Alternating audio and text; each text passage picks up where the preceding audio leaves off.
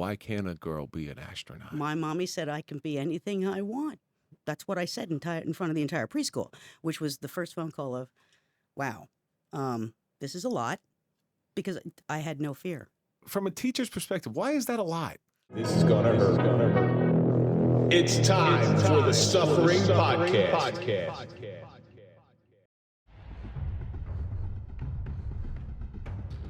A box is locked for a reason. Whatever is inside is there to be hidden away so that the world never sees the valuable information that is contained within. Ideally, the only way the contents of this box stays safe is to allow the key to only be possessed by yourself. Eventually, the burden of being the gatekeeper to the secrets that lie within carries too much responsibility. Inevitably, trust must be granted to another, hoping that they will take on the responsibility with the same conscience and protection to keep what's inside safe. It's a necessary gamble of trust that is given once and never twice. Now another person carries the burden of knowledge, as well as an enormous responsibility. The more people that have the key to this lock, the more likely the information is going to escape. The lack of control will scare even the most steadfast and resilient of people. I'm Kevin Donaldson, always here with Mike Falaise, and welcome to the Suffering Podcast. If you're a fan of overcoming adversity and overcoming suffering, then we're for you, because that's what we do here, and that's the stories that we highlight. So do me a favor, hit that like button, subscribe to the channel, please comment, ring the bell so you can get notified of all of our new content. Now you can join. Follow us on all social media so you can find out what we're up to. On this episode of the Suffering Podcast, a friend of a friend who has become a new friend figured that one out. And tonight we welcome Kathy Dixon to talk about the suffering of secrets. So you are the gatekeeper of so many secrets that if you were a gossip type person, God, you'd have fuel for years, but thankfully you're not. Thank you so much for coming in. You got it. Sometimes wonder if I was to suffer from some sort of horrific dementia where I start babbling in about 30 years. I like that. So a keeper of secrets with dementia. Woo, that's pretty good. That's going to be the worst thing that can happen to a therapist, right? I've been keeping it all in all this time. Before we get into anything, let's throw a big shout out to our marquee sponsor. That's Toyota of Hackensack. We don't trust anybody as retired police. We also don't trust anybody as podcasts, but we do trust Toyota Hackensack. So go to toyotahackensack.com and let them find you a car. So Kathy, each week we take a question from our audience. This question comes from Stinker54. If they made a movie about your life, what would the title be? And why is the most important? Some people would say should come with an instruction manual. Others would say should come with a warning label, depending on who you ask. So why does your life need an instruction manual? When people do things outside the box or unexpectedly, people kind of are left perplexed and not quite sure what to do with that information. I was just watching something today on, I go down these weird YouTube rabbit holes every once in a while, and it was on the Titan submersible. And Stockton Rush, the owner of Ocean Gate, was talking about, he says, I think so far outside of the box, I don't know how far out of the box that I am. And I was listening to that, and while he was what he was, and I hate to compare anybody to him, there's some truth to that. So when you are thinking outside of the box, how far outside of the box you are, you really don't know. Are you skirting the edge? Or are you because people are going to think you're crazy. That's the problem with that. Correct. For me, my answer is real simple, because the title of my life would be A Beautiful Mess. Because my trials and tribulations have led me down a path. And while I used to think I was unfortunate, unlucky, I was actually the most fortunate, and I was the most lucky because those unfortunate events in my life have led me in a direction that has given me new purpose and led me in a direction where I was actually supposed to be. So while it was a mess in the beginning, there was purpose to all of it. There were signs along the way. And that's why it's a beautiful mess, because at the end of it, if you're able to endure that mess, it really is something beautiful to behold. So I like that question a lot. And I thought it was an interesting one, because eventually your life is going to be a movie. When we are gone from this earth and we're celebrating your life, all those snapshots of all the good stuff that you did, it's going to be your movie. This is true. So Stinker54, thank you so much for sending that question in. Keep sending in your questions. and we will try to get them on the air. And while you're at it, go over and see Gus at 234 Franklin Avenue in Nutley, New Jersey. Go to Cubita Cafe. Gus is not in the food business. He's in the people business, but he also makes some really good food. And once you're in there when you come back, you will be family, and you'll see exactly what I mean. So you get fed really well, and you'll feel like you're home. So go over and see Gus at Cubita Cafe, 234 Franklin Avenue in Nutley, New Jersey, and tell him the Suffering Podcast sent you. So Kathy, we got a chance to spend some time together at the Mike and my last adventure in New York City at the Anti-Terrorism Council Symposium with the very famous Dr. Maurizio Miglietta, which is kind of a tongue twister to say. But we got some time to spend together also at Mark and Nick's wedding. That's right. And I couldn't be happier of all these new people that have come into my life, because they're put in place for a reason. I think you're one of them. I really, really do. Because I consider you somebody who is incredibly bright, incredibly brilliant, and incredibly dedicated to your craft. But I want our audience to find out a little bit about how you grew up, because nobody does what you do without some sort of direction growing up. So tell us a little bit about yourself. So how should I start? I was fortunate enough to have been adopted as an infant in the 1960s. Fortunate. And I say fortunate because at that time, a lot of things could have happened. The other thing is I could have been surrendered by the birth parent and not found a home or received a home. Or so fell I into say fortunate, right? Or fell into a... Right. Third option, right? Even worse. Yeah. A bad home. So there's fortunate is really huge, and I think I was conveyed that message. I was also blessed to have a mom who was also a social worker who said, "Yeah, you need to know this. This is something to cherish. That there are other children that weren't that fortunate." So I knew this at a very young age, and used to announce it before I even understood what it was. Oh, really? So you Yeah. were told from a very early age that you were adopted. Correct. Okay, were you you weren't adopted through Catholic Charities or anything? I was. You was. So my cousin was adopted through Catholic Charities, and I know one of their rules is you have to tell the child, I think by the time they're 13, that they're adopted. Yeah. Now my cousin, so here's the sad part. My cousin adored her father. I mean, adored him. The sun rose and set with my Uncle Bill. She did reach out to try to find her birth mother for the main reason that, am I prone to any diseases, any, my genetic markers, things like that. And the sad part is, and I never got this, she's got brothers and sisters out there. The mother says, no.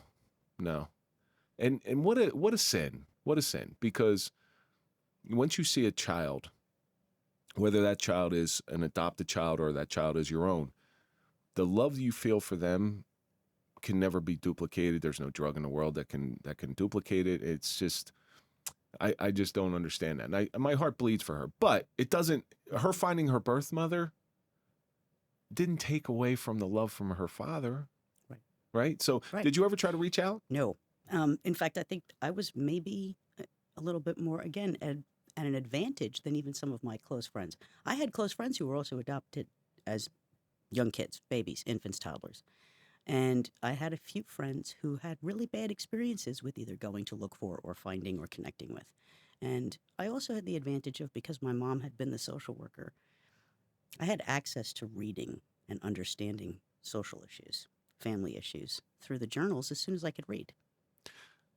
So the bad issues with finding your birth parents, I don't think anybody is a fan of rejection. And you've already been rejected once by your birth parents for whatever reason. There's a myriad of reasons, and they don't always have to be nefarious. It's not like they didn't. Everybody likes to think that everybody who was adopted is because the mother didn't want them or father didn't want them. There is a possibility, lots and lots of reasons, where they were just not in a stable place, and the best thing for you was to give you a chance. I mean, in your current line of work, and you're a social worker, it's your current line of work, how many times have you come across somebody where you're looking at a child and you're like, man, you don't even have a chance? I've seen that so many times. You pull over a car from wherever, there's 8 kids in the car, half of them aren't in car seats, they're all underage, dirty, snot down the nose, the car's all jacked up, and you're like, man... it sort of gives you a different perspective on life. When I was in college studying, the professors, this is VCR days, right? But the professors in the small town in New Hampshire where I went to college would say to me, when you come back home after break, will you videotape some of the local New York news so we can show it in class so that people have an idea of what reality is in places other than here? The news in New Hampshire where I went to college was, whose cow had a new calf and whose pie won in a competition and stuff sometimes, and whose softball or baseball team was advancing. Not a lot of horrific things happening. Good. But when I'd come home to New York, put on the news at home, see a very different picture. And I think that appreciation was also something that I had growing up. I knew about that from knowing what my mom did for a living. So I do that with my kids. So there's opportunities that I am privy to where I'll take my kids into, say, the inner city, people who are less fortunate than my kids are spoiled. Listen, my kids are absolutely spoiled. There's portions of me that give them what I didn't have, which I think is kind of a dual-edged sword with parents. But then there's another portion of me is, let me show you how fortunate you are. So I have that opportunity in a very safe, controlled environment to take them into places that are quote unquote dangerous and give them a different look. And I say, guys, you guys got it pretty good. Now, your mother in her social work, so she had a better understanding of the whole adoption process. she was an adoption foster care social worker in the 60s. So yes, she knew that was what she did. That was her first job. She was actually one of the first 2 students in one of the first BSW programs at her college. Did she just see this baby and like the baby was glowing? It's like, oh, that one's mine. No, I call dibs on that one. It didn't work that way. In fact, part of the story was they were not ready. They got a phone call that, we actually have a child for you, sooner than they were ready. Oh, really? So apparently I went home before the room was painted and the crib was assembled. Well, it was one of those kind of like, come now, okay. But that being said, I think the notion of growing up and understanding what adoption is and appreciating that was big. So it did change the way you looked at having gratitude. Now, could she not have children? I think that's what they would have today. It would have been probably fertility treatments, and maybe it would have been different, right? Mm-hmm. But in the 1960s, they didn't even have any of those options then. So nobody is more grateful than the person who can't, right? Right. So right. If you can't have children, that's what we always want what we can't have. Right. And that's exactly it then. That if it weren't for the adoption opportunities, parents who had fertility issues then would have been childless. Now, how was your mother viewed inside the community? You said there was a couple of different people within the community that had adopted, that were children of adoption. And how was your mother sort of looked at like it sounds like you had a really good experience growing up. And I had a wild experience. That's why I say it's either an instruction manual or a warning label, right? Because one of the other things is that what my mother said to me very early on was, I wanted to have a large family. I'm an only child. Okay. So she I was a lot to handle. I've heard that before. If I was the first, I'd be the last. Mm-hmm. I have heard that before, which is not the best thing in the world to say to a child. No, but I was high maintenance. I was absolutely high maintenance. The first phone call from school was in preschool because I stood up for myself, which was unheard of. So what explain that one. So how did you stand up for yourself? In 1969, when we put a man on the moon, every other little girl in preschool wanted to be a fairy, a princess, or a witch, but I made my own astronaut suit and proudly showed up that way. And then took abuse from everybody for it. And the sad part is Sally Ride. When did she take her trip? 82? Yeah, many years later. That many years later. And now, why can't a girl be an astronaut? My mommy said I can be anything I want. That's what I said in front of the entire preschool, which was the first phone call of, wow, this is a lot, because I had no fear. From a teacher's perspective, why is that a lot? Okay, another story.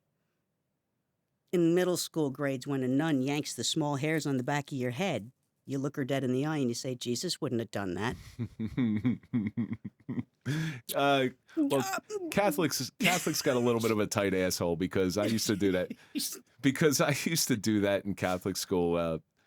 My relationship with Jesus was very familiar. All right, that's how I felt. Okay, so there was a statue outside the dean's office or the principal's office, you know, Jesus with his hands up. And I used to go up every day and give Jesus high Yeah, fives. why not? Why not? It's my buddy. Well, priests don't really like that very much. Yeah. So, you know, it was, Yeah. get in here. Get in here. Yeah. So you have to learn to work within the system, and I don't know. They didn't see it quite the way that I saw it, but I have my own unique view of things, and it sounds like you did as well. Mhm. So you standing up for yourself, how did that progress into your teenage years? Because now you got your hormones going, you know, and your teenagers are known for being a little bit wild. I don't know whether those two things could mesh really well. Things changed a little bit. I think one of the things that happened for me was I didn't find out that I needed to wear eyeglasses until I was a bit older. So every sport that involved connecting an implement or a ball or a target, I was really horrible at. So that didn't make for good being picked on teams or You desirable you social were always activities. pick Yeah, last. so you're not very good. But so I gravitated towards the individual sports, right, which was fine. Yeah. Channeled it into those things and did very different things. Again, whitewater canoe racing when you're 12 is not a common thing to do, and 14, you know, and climbing high peaks is not a thing to do at that period of history. Girls were, you were what? But you saw, so there's social benefits to sports, and I've been saying this for years. And there's so many social benefits to sports because it shows you what you're made of, what you're capable of.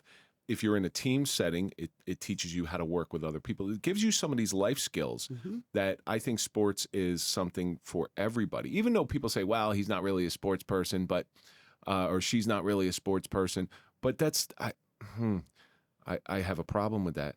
Even if you just get them involved at a young age, they're not going pro. Okay, we understand that they're not going pro, but it teaches them certain life skills. And so you had mountain climb. Was it mountain climbing or Mostly backpacking. backpacking? A little bit of climbing. There was definitely some parental restriction on that. But yeah, later on rappelling. It became my first job. Actually, my first job was an adventure-based counseling job. We took That's kids pretty out for cool. the recovery aspects doing that. But it For was a passion. For recovery, actually. Yeah, we had kids in a drug rehab that was an outpatient, and we had one weekend a month where we took them out on some sort of adventure challenge. Wow, that's great. An addict's always going to be an addict, right? So you get them addicted into something a little bit more Correct. positive. Correct. Yeah. Correct. And so it also distracts them from, you know, you don't need this. This is something else that can lead you in a little bit more of a positive direction. So That's right. at what age did you start doing the backpack The camping counseling? stuff started at age 8. Did your mom take you? I went to summer camp. Okay. That was the introduction through Girl Scouts mostly, just getting used to being in the outdoors. And I think I was maybe 10 the first time I did the backpacking trip. And what was the draw to it? Nature, Yeah. mostly just nature. I think Did you ever? I loved being outside. One of the first houses when I lived in when I was small too, we had this kind of like pond that formed from after the construction in the back area, and my friends used to call it Kathy's Pond because that's where they could find me. If you didn't know if I wasn't in the house, I was probably in the back in the pond. So, Did you ever sit out in the woods? And anybody who's got a chaotic mind, this might help them a little bit. Did you ever sit out in the woods all alone? You are totally solo, and just be quiet and listen to the trees rustling. It's like they're talking to you, and that breeze blowing. It's not a wind; it's a breeze blowing, and the leaves are rustling. And if you really become in tune to it, it really does quiet everything in your life. It quiets the chaos. It's almost a form of meditation. the second house we lived at, the previous owner was a golfer, and he had cut out a clearing half an acre back. Well, when we moved there, I said, well, that's my space. I used to go I'm going out back, and I just go up there and be alone in my own little clearing. I loved the woods for that very reason, serene. It is serene, and it gives you time to think. It gives you time to be with yourself, because what it sounds like from a very early age is you had something that very few kids have, and that's a little bit of confidence. I guess, and the ability to self-soothe, which a lot of people have trouble with. They look for outside stimulation. But when you're an only child, you don't have a built-in playmate called a sibling or built-in fight mate, as you will. Yeah, that's not always either the way best you look thing in at the it, world. right? And it's like there's just nobody else. So, all right, what am I going to do? I'm going to entertain myself. So you figure out what you're going to do. Right, your mom can't be with you 24/7. Right. But is this something that your mom instilled in you or was she working a lot? Like she sounds like She she's an did go important back person. to work when I was in the early grades, part time, and then as I got older, she went back full time. Yeah. I think she enjoyed the work too, and I had no problem with that. I used to tag along after school sometimes, go down where her office was, and I loved reading the journals and the books, which I think also scared people because at a very early age, I was reading things that other people would say, "What are you talking about?" Well, it said in the journal. Was that sort of what led you into your vocation or what you thought would be your vocation? Being a helper, I think to an extent. I mean, even the prior to the social work, which I didn't decide until I was actually going to college. It was like, what are you going to do? Well, I guess I'll do that too. I became a lifeguard, and that was what age were you allowed to do that? 15. So Yeah. by the time I was 15, that was my summer job. Do you remember the first lesson they taught you with lifeguarding? Yes. In fact, I watched one of your podcasts about not drowning. And yes, because when I was trying to take the New York State Parks test, I had to essentially like assault the guy who was like the wrestling coach. Now, for those of you who can't see me, I am 5'1", and at the time I was about 105 pounds. So they were being very rough. They were being as rough as they could, and I was like, you know what? If I have to overpower you, they did pass me because I basically said I'm out. Yeah. Because they knew they were going to take me out. Right. Now, I think that was like that was the plan. It's like, oh, okay. That was the way to do it. Now, Yeah, I've actually yeah. watched lifeguards punch people in the face, and I Absolutely. know that sounds extreme. It's but harsh. they're trying to save their life, so the best way to Yes. save their life is to knock them out. Yes, a passive drowner is so much more pleasant and less intensive. I mean, you can get them back on. You still got to revive them and stuff, but they're not fighting you. A fighting drowner who's panicking, the last thing they want to do is underwater, so they're going to climb on top of anything that's put in front of them. I just said that parable to a friend of mine today because he's having, people who are involved, and I'm sure you've had this experience too. People are involved in helping other people. They get discouraged after a while. They get down. They have those moments of doubt. And I know this guy has heard this from me before, but I had to reiterate it to him saying, hey, listen, you can't save everybody. And if you try too hard, there's a possibility you're going to drown as well. Because it's the lifeguard parable. And I didn't make that up. I stole it from somewhere. So whoever I stole it from, I apologize. But it happens. But the ones you do save, and I told him this, I said, you got to look at your win-loss record. Okay, your wins are always going to outweigh your losses. But it's those losses that seem to stick in you, and those are the ones that you carry with you, unfortunately. For therapists, I think it's maybe not the wins or the losses, but the unknowns. That's a good point, yeah. Because unfortunately, we sometimes know about the losses if we lose somebody. Yeah. For various ways, for various reasons. And the wins, well, yeah, I mean, when people depart, if they're leaving on a successful place, you think, great, good outcome, awesome, keep it up. But we don't know for sure how long that goes on. So sometimes there's the unknown of, I wonder whatever happened with that client. And the ones that you did lose, that you actively know that you lost, you always do that after action report where you say, did I really do enough? Did I miss something here? Did I miss something here? I do it every single day with Mike, and I know I missed a lot. And I got to live with that regret, but I need to also feel it. So I make sure that I learn from the errors that I did make. The mind, I didn't do it. I didn't do it consciously, but I have to assure that I never feel this way again, because that feeling of living with regret really sucks. It really does.